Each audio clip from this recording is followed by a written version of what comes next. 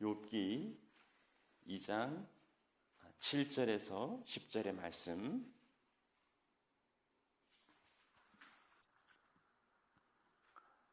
사탄이 이에 여호와 앞에서 물러가서 욥을 쳐서 그의 발바닥에서 종소리까지 종기가 나게 앉으라. 욥이 제 가운데 앉아서 질그릇 조각을 가져다가 몸을 긁고 있더니 그의 아내가 그에게 이르되 당신이 그래도 자기의 온전함을 굳게 지키느냐? 하나님을 욕하고 죽으라. 그가 이르되 그대의 말이 한 어리석은 여자의 말 같도다. 우리가 하나님께 복을 받았은즉 화도 받지 아니하겠느냐 하고 이 모든 일에 욥이 입술로 범죄하지 아니하니라. 아멘. 크산티페, 콘스탄체, 소피아, 메리 바젤, 시티도스 이들은요 세계에서 5손가락에 꼽히는 악처들입니다. 뭐 악처들이 어디 뭐 세상에 한둘이겠습니까마는 이들이 이렇게 유명한 이유는 얘네들의 남편이 세계적 명성을 얻은 사람들이기 때문에 그렇습니다. 크산티페의 남편 소크라테스라고요. 콘스탄체는 모차르트라고요. 소피아는 세계적 문호라는 그 톨스토이, 메리 바젤은 우리 웨슬레 목사님. 이 남자들이 세계적 명성을 얻기까지는 이 아내들의 헌신과 그리고 수고가 있었겠지만 부인들은 오히려 악처라는 불명예를 안고 있습니다. 근데 이 악처라는 말 자체도요, 악부라는 말은 없지 않습니까? 그러고 보면 굉장히 이제 편견이 담겨 있는 이야기고요. 대부분은 가부장적인 사회의 그 과장된 루머나 비방이라 별 그렇게 근거는 이제 없고 한 가지 그 작은 에피소드 가지고서 이렇게 부풀려진 거라 그런 이야기들을 합니다. 아무튼요, 시티도스라는 그 여성을 소개했는데요. 앞서 소개한 시티도스는 누구의 그 악처일까? 성경에는 나와 있지 않는데 외경에는요 욥의 아내의 이름을 시티도스라 합니다. 뭐 이름도 분명치 않는 이 여인이 심지어는 그 3대 악처로 낙인이 찍힌 것은 욥기 42장 가운데 그 유일한 한마디, 구절에 나오는 그녀의 한마디 때문입니다. 당신이 그래도 자기 온전함을 굳게 지키느냐? 하나님을 욕하고 죽으라. 우리 비슷한 이야기를 앞서 들어본 적 있습니다. 사탄이 하나님께 한 이야기죠. 욥의 소유를 다 빼앗고 건강도 빼앗으면은 욥도 사람이니까 분명히 하나님을 욕하게 될 거라고. 그러나 욥은 범죄하지 않았습니다. 하나님을 향하여 원망하지 않았어요. 그러자 그의 부인이 하나님을 욕하고 죽으라고 이렇게 윽박지르고 있으니 이야말로 이 사탄의 음성이 아니냐 하는 거죠. 그래서 어거스틴은 그녀를 마귀를 돕는 배필, 사탄의 하녀, 칼빈도요 사탄의 도구라고 그렇게 말했습니다. 크리소스톰은 이 사탄이 욥의 자녀들도 재산도 다 쓸어가면서 그 아내를 남겨둔 이유는 그렇지 않아도 괴로운 욥에게 더 괴로움을 더하게 하려고 남겨두었다. 이렇게 해석하기도 했습니다. 그녀가 어떻게 살았는지, 어떻게 지냈는지에 대한 관심 없고 이 말 한마디, 이 말 한마디로 그녀에 대해서 알 수 있는 건 말 한마디밖에 없잖아요. 말 한마디로 역사의 길에 남는 약처가 되었으니까 말 한마디도 참 조심해야 되겠다 하는 생각을 합니다. 그런데요, 뜬금없는 말이 아니고서는 제 말에는 그 배경이 있습니다. 그러니까 전후 맥락이 있는 거지요.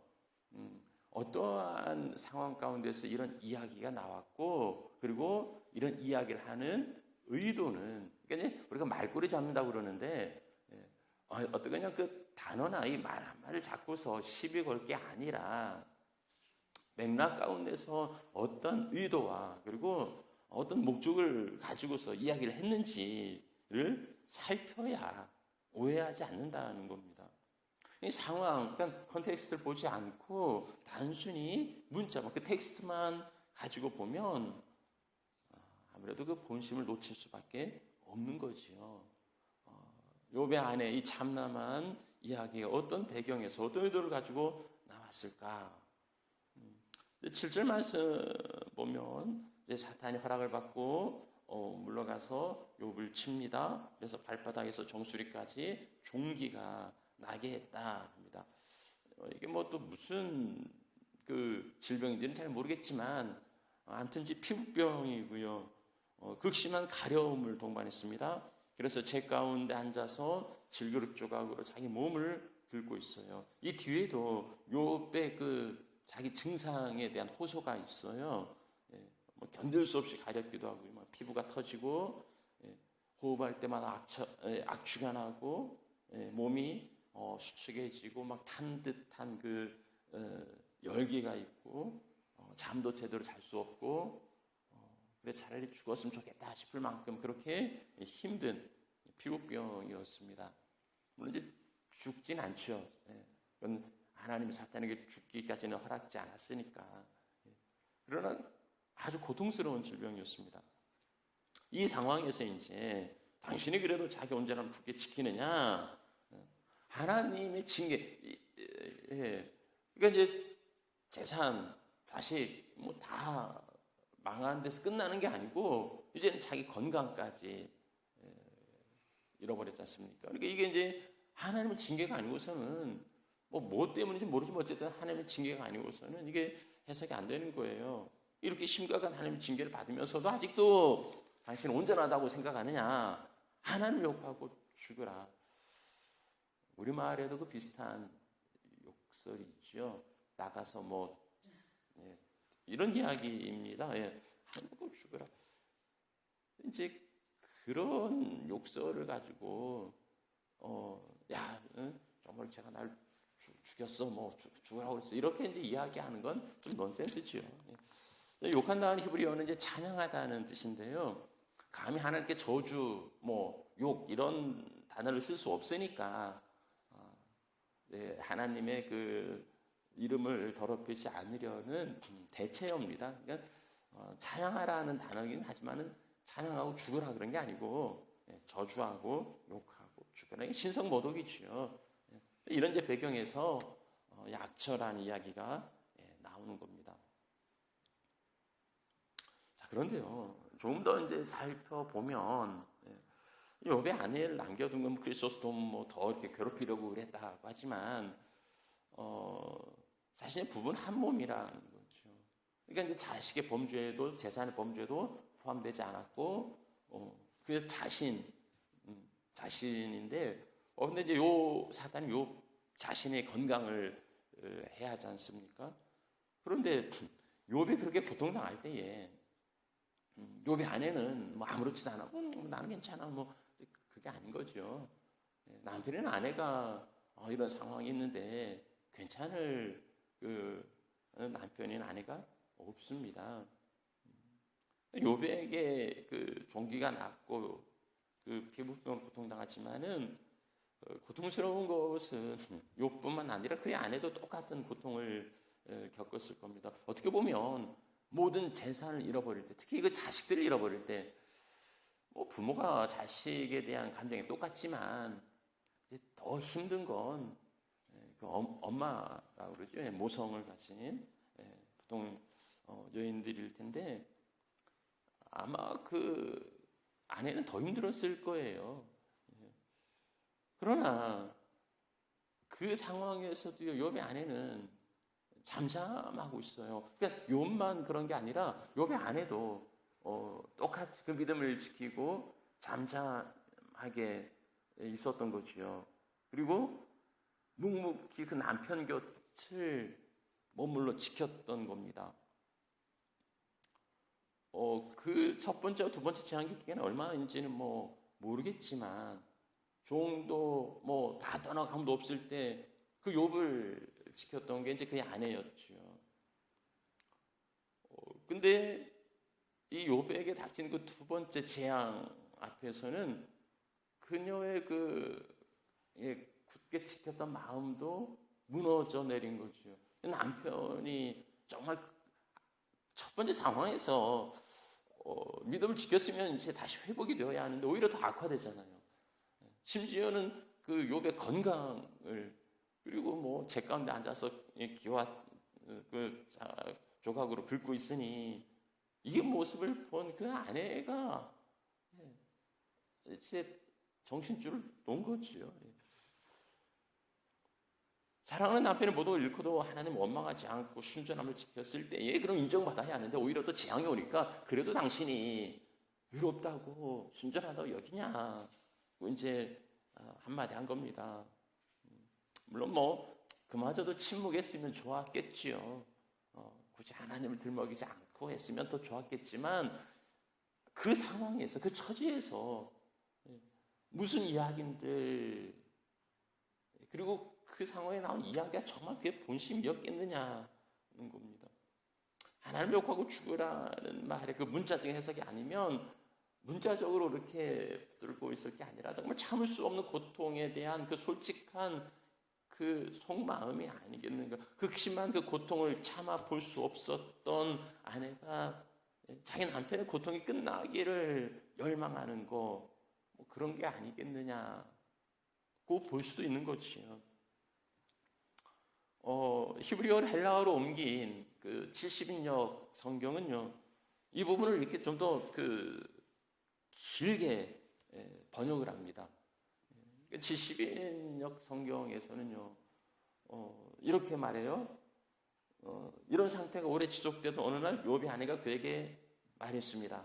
당신은 도대체 언제까지 그렇게 버티고 있을 작정이에요? 조금만 더 기다린다고요? 당신이 이런 처지에서 구원받는 날이 올 거라는 희망을 아직도 갖고 계신 거예요? 여보, 날 좀 보세요. 이제 이 세상에서 당신을 기억해 줄 사람 하나도 없어요. 당신에게는 당신을 기억해 줄 자식도 없어요. 내가 해산의 고통을 겪고 나온 자식들, 내가 온갖 고생 다 해가면서 키운 자식들 다 없어졌어요. 당신은 바깥에서 이렇게 거름더미 위에서 밤을 쥐새우고 있고, 나는 이곳저곳 이 집 저 집 돌아다니면서 종살이나 하고 있고, 이 지긋지긋한 고된 일에서 잠시나마 벗어나 보려는 생각에서 하루 종일 해지기만을 기다린 신세가 되어버렸어요. 제발 주님께 무슨 말이라도 하고서 차라리 죽어버립시다. 상당히 길게 번역을 하고 있는데, 이 뒷부분 하나님 욕하고 이런 이야기가 나오게 된 어떤 그 경을 이제 이렇게 구구절절, 아마 70인역 성경은 이 욥의 아내를 이렇게 변호하고 싶은 그런 마음이 있었던 것 같아요. 아니 무슨 이야기라도 해보라고, 자기로 죽어버립시다. 외경에도 욥의 증언이라는 이야기가 나오는데요. 사탄이 그 빵장수로 변장해서 욥의 아내에게 당신의 머리카락과 빵 세 덩이를 바꾸자 하니까, 우리 남편이 굶고 있는데 이깟 머리카락이 뭐 소중하다고 그럽시다 하고서 그렇게 굶주린 남편을 위해서 이제 머리카락까지 잘라서 뭐 그런 이야기가 나옵니다. 성경은 많은 부분을 침묵하고 있어요. 그래서 참 조심스럽긴 한데, 욥기 19장 17절 말씀에 내 아내도 내 숨결을 싫어하고, 이게 이제 여러 해석이 있습니다. 어려운 해석들인데요.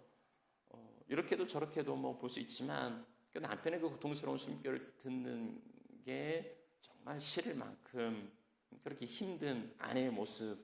어쨌든 이러고 보면은 이러고서 뭐 욥의 아내가 그냥 도망간 게 아니고 끝까지 욥의 곁을 지켰음을 볼 수 있고요. 뒷부분에 나온 욥기 31장에도 내가 내 눈과 약속에서 처녀에게 주목하지 않았다. 내가 어찌 처녀에게 주목하랴. 뭐 그가 아내가 없으면 뭐 처녀에게 주목하는데 그게 뭐 잘못이겠습니까? 만일 내 마음이 여인에게 유혹되어서 이웃의 문을 엿보아 문에서 숨어 기다렸다면 내 아내가 타인과 더불어 동침하기를 바라노라. 뭐 이런 이야기들도 있는데요. 나는 뭐 아내가 없는 사람이나 남자라면 뭐 그런 이유가 없겠죠. 근데 이런 이야기를 보면은 욥의 아내가 뭐 하나님 욕하고 죽으라고 하고 자기가 나가버렸는지 그런 건 아니었지 않겠나 하고 이제 좀 추측해 볼 수 있습니다. 십남매를 잃었던 욥은 다시 십남매를 얻습니다. 딸의 이름도 나오는데 이 아내에 대한 언급은 없어요.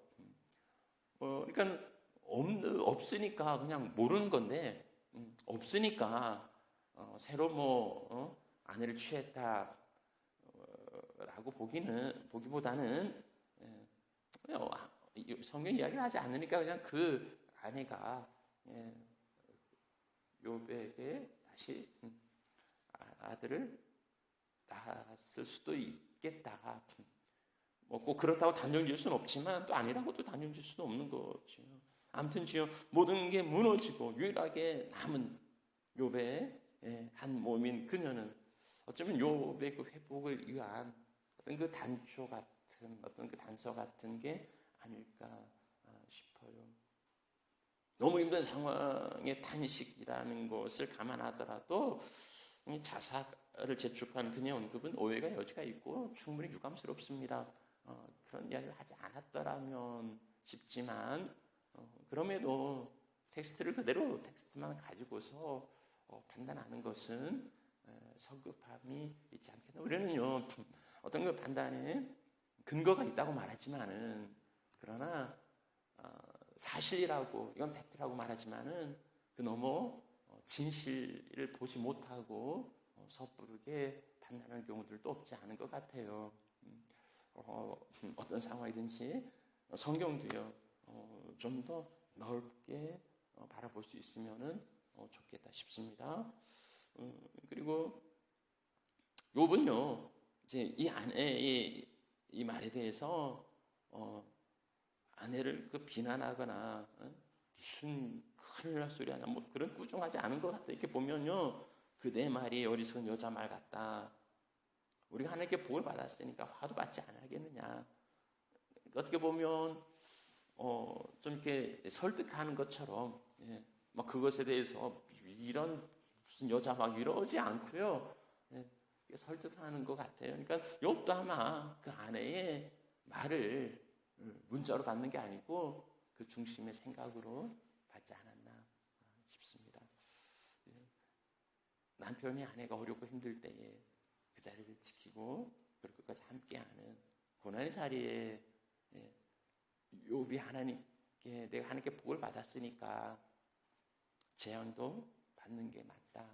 기쁨도 함께 누리지만은 슬픔도 함께 나누는 그런 귀한 배우자들, 그런 부부들 되면 좋겠어요. 우리 같이 기도하겠습니다.